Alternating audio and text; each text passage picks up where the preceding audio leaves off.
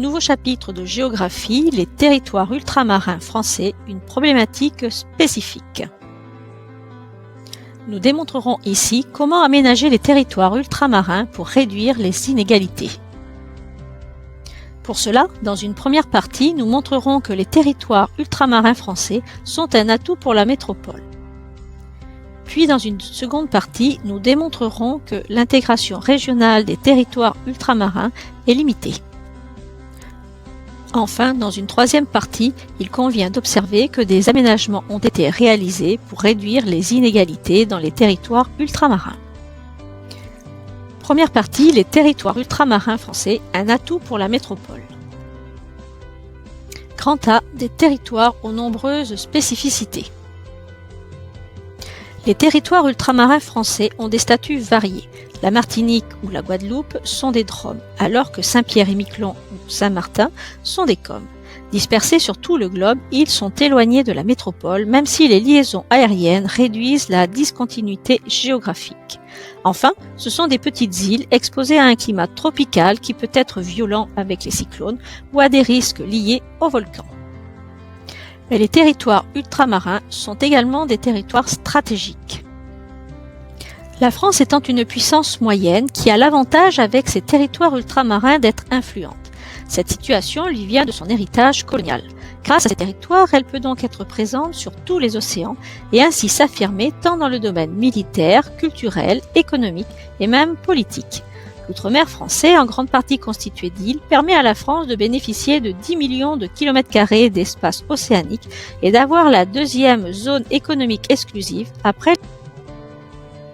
Deuxième partie, une intégration régionale limitée. Tout d'abord, la population locale est en difficulté. La population des territoires ultramarins est très attachée à la République. Jeune et métissée, elle connaît des difficultés économiques et sociales, fortes inégalités et chômage. L'économie, qui a longtemps reposé sur l'agriculture de plantation avec la canne à sucre ou les bananes, se diversifie, mais elle se tourne vers une économie extérieure appelée écotourisme. Grand B, des territoires dépendants. Les territoires ultramarins sont très dépendants de la métropole et de l'Union européenne. Ils bénéficient d'aides de l'État et du FEDER pour compenser leur handicap et valoriser leurs atouts. Grand C, une faible intégration à l'ère régionale. Leur niveau de développement supérieur à celui des pays voisins est à l'origine de flux migratoires, notamment aux Caraïbes. Ils sont pour autant peu intégrés à l'ère régionale, malgré des aménagements comme le pont sur l'Oyapock entre la Guyane et le Brésil. Mais l'intégration est en cours de réalisation grâce à plusieurs projets. Par exemple, à La Réunion, des accords ont été signés avec Madagascar ou les Comores, mettant ainsi en place des partenariats dans les domaines de l'éducation ou de la santé. Troisième partie, des aménagements pour réduire les inégalités. Grand A, aménager pour compenser les inégalités.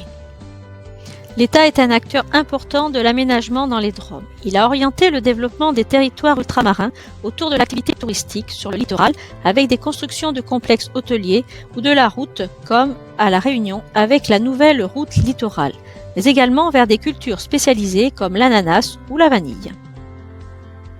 L'intégration de la France à l'Union européenne a renforcé le principe de continuité territoriale. Ainsi, tous les DROM sont des régions ultra-périphériques, RUP. Ils reçoivent des aides pour combler les écarts de développement avec les autres régions de l'Union européenne. Grand B, un aménagement durable en question. Les autorités veulent attirer toujours plus de touristes avec de nombreux aménagements, ce qui renforce la dépendance à cette activité. Le taux de chômage est plus élevé dans les territoires ultramarins, environ 30% en 2013 et environ 10% en métropole. Des poches de pauvreté se sont constituées. Comment en France métropolitaine des fractures sociales marquent les territoires ultramarins. Ce chapitre est maintenant terminé. Vous pouvez réécouter cette capsule et prendre des notes progressivement dans votre cahier. N'oubliez pas de noter les questions que vous poserez lors de la prochaine séance. Mais surtout, pensez à compléter le quiz sur le site afin d'évaluer vos connaissances sur ce chapitre.